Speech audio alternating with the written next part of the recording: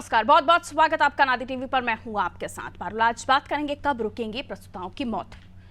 जच्चा बच्चा मृत्यु दर मध्य प्रदेश में एक बड़ी चुनौती बनी हुई है। प्रसूताओं की मृत्यु में मध्य प्रदेश देश में तीसरे नंबर पर है। शिशु मृत्यु दर में भी मध्य प्रदेश देश के शीर्ष 3 राज्यों में शामिल हो चुका है।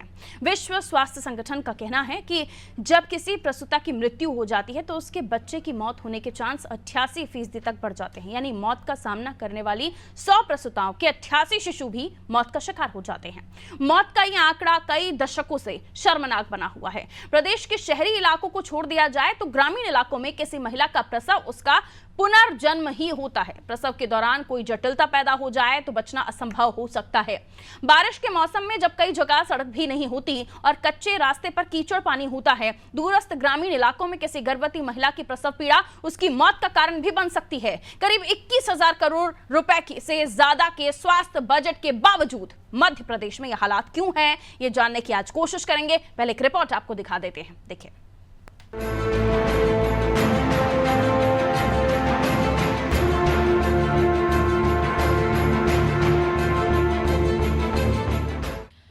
मध्य प्रदेश में मैटरनल हेल्थ की समीक्षा के दौरान आए आंकड़ों से पता चला है कि प्रदेश के 14 जिलों में 75% प्रसूताओं की मौत होती है। यानी प्रदेश में जितनी प्रसूताओं की मौत बच्चों को जन्म देते समय होती है, उनमें से 75% इन 14 जिलों में होती है। इनमें सबसे ऊपर जबलपुर है, इसके बाद भोपाल और ग्वालियर का नंबर है। इंदौर, रीवा, सागर, शहडोल, सीधी, सतना, देवास, छतरपुर, पन्ना जिलों में भी स्थिति बेहद खराब है। मध्य प्रदेश में पिछले 10 सालों में बच्चे को जन्म देते समय 16,757 माताओं ने दम तोड़ा। इनमें से 98% यानी कि 16,499 मौतें सरकारी अस्पतालों में हुई। इससे भी अधिक चौंकाने वाली बात तो ये है कि सरकारी अस्पतालों की 40% मौतें यानी कि 6,608 भी उप स्वास्थ्य केंद्रों में हुई। वजह इनमें से किसी भी उप स्वास्थ्य केंद्र में डॉक्टर नहीं है, ये सभी नर्सिंग स्टाफ के भरोसे हैं। यही वजह है कि मातृ मृत्यु दर में मध्य प्रदेश देश में तीसरे स्थान पर है। यहाँ प्रति 1 लाख जन्म पर 183 माताओं को जान गंवानी पड़ रही है। असम पहले, बिहार दूसरे स्थान पर है। सरकारी अस्पतालों में 2014-15 से 2018-19 तक 7,937 प्रसूताओं की मौत हुई, जबकि अगले 5 साल में आंकड़ा 8,820 पर पहुंच गया। यानी 5 साल में मौतें 11% बढ़ गई। इसका कारण ये है कि ज्यादातर उप स्वास्थ्य केंद्रों में स्त्री और प्रसूति रोग विशेषज्ञ ही नहीं है। जहां मशीनें हैं वहां ऑपरेटर नहीं हैं, और यही नहीं, सीजेरियन डिलीवरी तो सिर्फ जिला अस्पतालों में हो रही है। प्रदेश में मातृ मृत्यु दर में वृद्धि का एक बड़ा कारण है ग्रामीण क्षेत्रों में जरूरी चिकित्सा उपकरणों की कमी।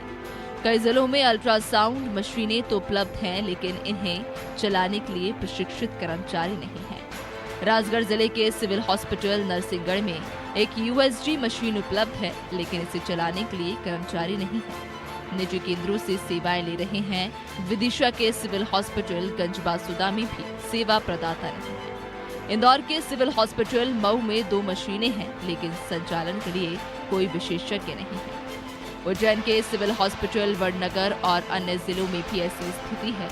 छोटे सरकारी अस्पतालों में न डॉक्टर है न मशीनें। प्रसव नर्सिंग स्टाफ के भरोसे है। CHC, उप स्वास्थ्य केंद्र और PHC में तो सीजेरियन डिलीवरी की व्यवस्था ही नहीं है। जावरा, मंदसौर, नीमच, खरगोन, बुरहानपुर और थार PHC व सिविल अस्पताल में तो सिर्फ नॉर्मल डिलीवरी होती है। छोटे अस्पतालों से मरीजों को जिला या मेडिकल कॉलेज में तभी रेफर किया जाता है जब मरीज की हालत गंभीर हो चुकी होती है। इसके अलावा एम्बुलेंस मिलने में देरी और बड़े अस्पतालों में भीड़ के कारण गर्भवतियों को समय से इलाज नहीं मिल पाता और वे दम तोड़ देती हैं। वर्ल्ड हेल्थ ऑर्गेनाइजेशन के अनुसार प्रसव के समय यदि मां की मौत हो जाए तो 86% मामलों में नवजात भी नहीं बच पाते। अब यदि मध्य प्रदेश में बीते 10 सालों में गर्भवतियों की मौतों के बाद नवजातों की मौत का औसत भी यही माने तो हमने 14,411 नवजात भी खोए। देखिए, प्रसव एक जटिल प्रक्रिया है और पूरे 9 महीने की गर्भावस्था में मरीज को कभी भी जटिलता हो सकती है। तो सरकार ने ये आजकल व्यवस्था करके रखी है कि दूर दराज ग्रामीण अंचलों में भी उन्होंने आशा कार्यकर्ता और एएनएम की भी एक भूमिका है कि और उनके हम लोग एक ट्रेनिंग देते हैं मंथली, या उन मरीजों को वो आइडेंटिफाई कर सकें कि कौन कौन सी ऐसी पेशेंट है जिनमें कॉम्प्लिकेशन के लक्षण दिख रहे हैं, और उन मरीजों को हायर सेंटर तक लेकर आना रहता है।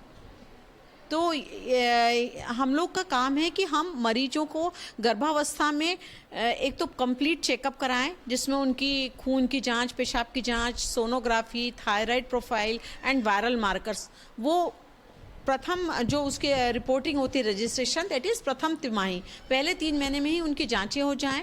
उसमें यदि हमें कुछ गड़बड़ पाया जाता है, जैसे रक्ताल्पता है या थायराइड है किसी पेशेंट को, या उनका वजन नहीं बढ़ रहा है या ब्लड प्रेशर कम ज़्यादा हो रहा है, तो उन मरीजों को हम लोग हायर सेंटर में रखा जाता है और स्पेशल मॉनिटरिंग में किया जाता है। तो इस तथ्य को हम लोग जोर दे रहे हैं कि गर्भावस्था के दौरान जो भी कॉम्प्लिकेशन है उनका हम अर्ली डिटेक्शन करें और अर्ली ट्रीटमेंट करें, और ऐसे मरीजों को फिर हायर सेंटर में ही डिलीवरी की जाए, जहाँ पे कि विशेषज्ञों की देख रेख में उनकी डिलीवरी हो, जहाँ पर उनको डिलीवरी के बाद बच्चों की देखभाल के लिए पीडियाट्रिशियन अवेलेबल हो, और सीज़र करने की ज़रूरत पड़े तो उस समय बेहोशी वाले डॉक्टर भी की अवेलेबिलिटी हो। तो इस तरह से हम यदि इस प्रोटोकॉल को फॉलो करें तो गर्भावस्था के दौरान होने वाली मातृ मृत्यु दर को रोका जा सकता है।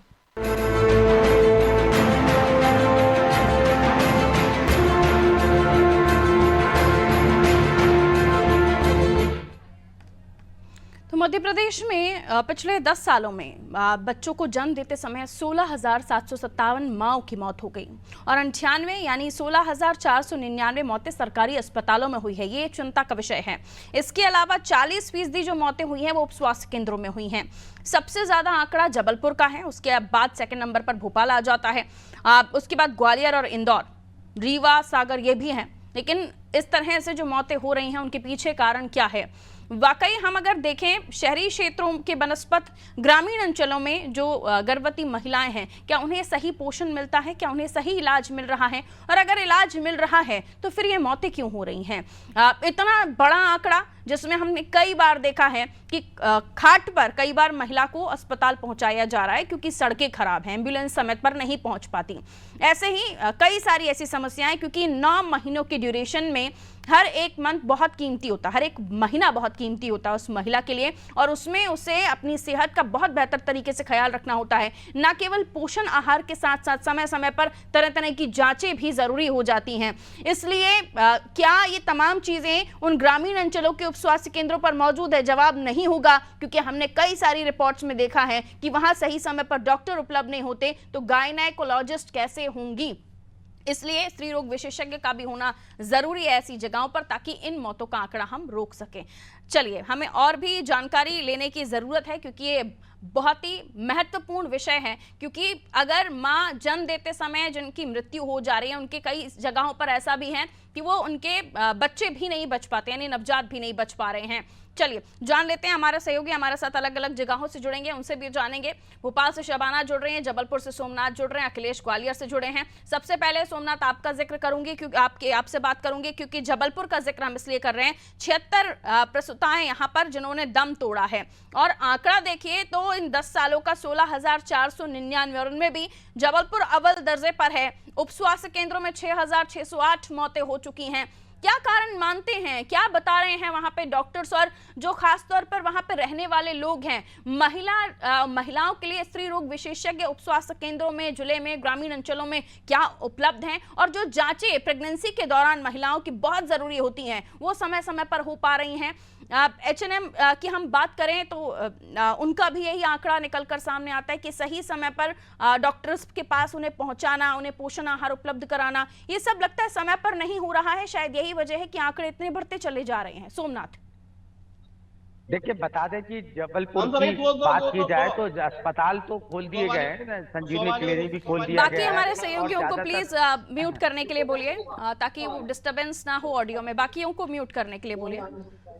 ज्यादातर अस्पतालों में सुविधाएं तो दी जा रही हैं, लेकिन स्टाफ की ज्यादातर कमी देखी जा रही है। महिला जो स्टाफ है जिस तरह का देखा जाता है, तो जिसकी वजह से ये दिक्कतें आ रही है। दूसरा, शहरी क्षेत्र से ग्रामीण क्षेत्र में डॉक्टर जाने के लिए तैयार नहीं रहता है। तो ग्रामीण क्षेत्र की स्थिति ये होती है कि जो शहरी क्षेत्र से डॉक्टर जाते हैं वो कभी जाते हैं कभी जाते नहीं है। तो नर्स के भरोसे या जो स्टाफ है वहाँ पे प्यून है या और लोकल स्टाफ है, उनकी वजह से डिलीवरी कराई जाती है, जिससे ये खामियाजा होता है। दूसरी चीज, सड़कें भी खराब रहती है। अब ग्रामीण क्षेत्र में अगर किसी महिला को इस तरह की दिक्कत आ रही तो उसको शहरी क्षेत्र में लाने में इतना समय लग जाता है। और जो सुविधाएं की बात की जाए तो जो डायल 100 चल रही है, एम्बुलेंस जो चलाई जा रही है, उसकी भी खस्ता हालत हो गई है। अंदर जो सुविधाएं हैं वो प्रॉपर तौर पर अब नहीं है, क्योंकि डायल 100 जो एम्बुलेंस चलाई जा रही थी वो एम्बुलेंस में भी काफी समस्याएं आ रही है और काफी जर्जर हालत में है। तो ऐसी कई समस्याएं हैं जिनको लेकर सरकार को विशेष ध्यान देना पड़ेगा। और सबसे प्रमुख तौर पर स्टाफ को पूरी तरह अस्पताल में मौजूद रहना पड़ेगा। आज देखा जाता है कि सुबह की डिस्पेंसरी खुली जाती है, शाम को डॉक्टर नादारत हो जाते हैं, डॉक्टर कभी रहते नहीं है, लगातार लंबी कतारें, 200 से अधिक मरीज आते हैं। ऐसी जबलपुर के एल्किन अस्पताल की बात की जाए तो वहां भी यही स्थिति है। सुबह महिलाओं को जांचें होती हैं, सारी सुविधाएं दी जाती है, लेकिन शाम को जब डिस्पेंसरी खोली जाती है तो एक सिंगल डॉक्टर बैठा रहता है और कोई भी जांच की सुविधा जो नहीं रहती। जांच की सुविधा 1 बजे के पहले सुबह दी जाती है। तो ये दिन भर जांच की सुविधा रहनी चाहिए और जो जांच है और जो ट्रीटमेंट है वो पूरा देखना चाहिए। स्वास्थ्य विभाग को इस पर विशेष ध्यान देना चाहिए, तब जाके मृत्यु दर कम होगी। और सबसे बड़ी बात है कि जागरूक करना पड़ेगा, जागरूकता भी सबसे ज्यादा जरूरी है। जी पारुल जी।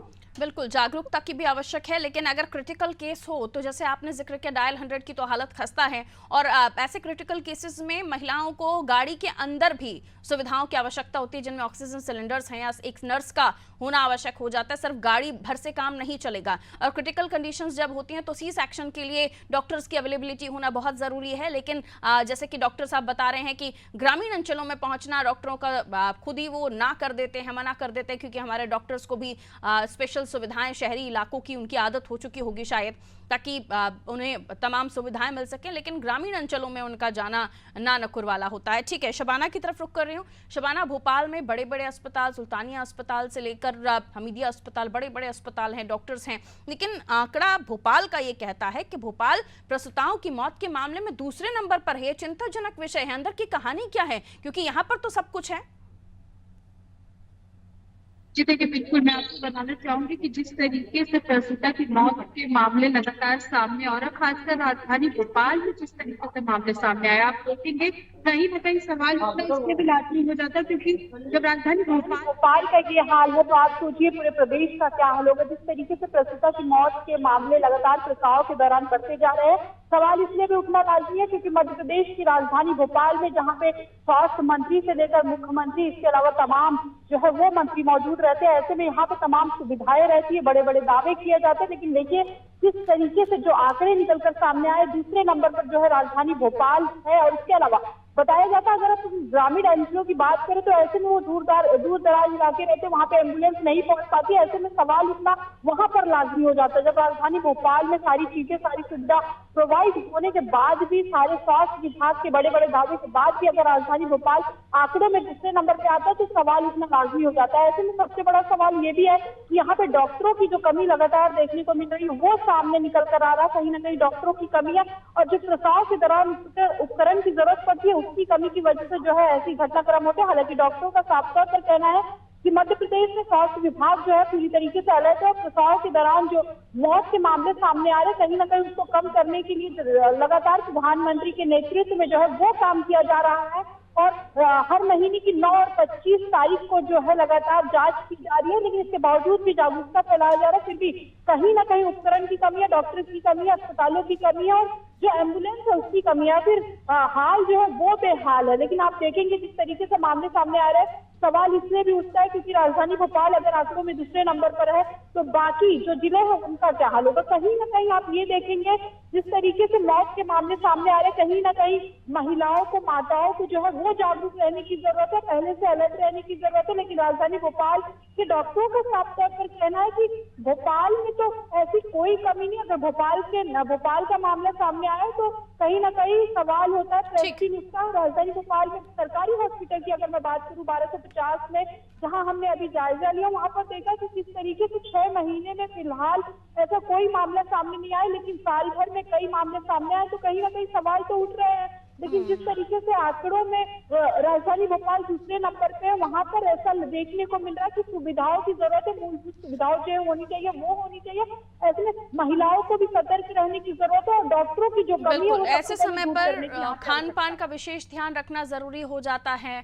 मेडिसिन जो आयरन कैल्शियम की खासतौर पर मेडिसिन है वो उपलब्ध कराई जाती हैं अस्पतालों से, लेकिन कहीं ना कहीं कुछ तो कमियां हैं, कुछ अस्पतालों की, कुछ जागरूकता की भी। ठीक है, ग्वालियर की तरफ हम रुक कर लेते हैं क्योंकि ग्वालियर तीसरे नंबर पर है इन मामलों में। और यहाँ पर अगर मैं बात करूं तो किस तरह के केसेस पहुंचते हैं कि क्रिटिकल कंडीशन में कई बार ब्लड की कमी हो जाने की वजह से भी स्थितियां होती हैं, कई बार सांस की प्रॉब्लम, और कई बार पहले से ही कोई पेशेंट है अगर और उसने कंसीव किया है, वो डिलीवरी करने वाली है, तो उसके साथ भी दिक्कतें हो जाती हैं। ऐसे में ग्वालियर में स्पेशलिस्ट हॉस्पिटल में मौजूद हैं जो डॉक्टर्स हैं या नहीं, अखिलेश?